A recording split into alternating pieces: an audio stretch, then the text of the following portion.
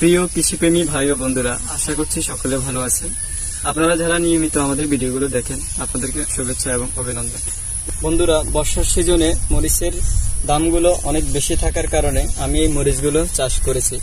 তো আমি এখানে প্রথমে এই জমিটাতে এখানে মাটিগুলো কেটে ভরট করে নিয়েছি। কিছুদিন পর আমি এখানে মরিচের চারাগুলো লাগিয়েছি। এখন বর্তমানে 1 কেজি কাঁচা মরিচের দাম 200 টাকা। তো অন্যান্য সিজনের চেয়ে বর্ষাকালে মরিচের দাম অনেক বেশি থাকে। পাচ্ছেন, এই চারাগুলো যাতে শুয়ে না যায় সেজন্য আমি এখানে খুঁটির ব্যবস্থা করে দিয়েছি।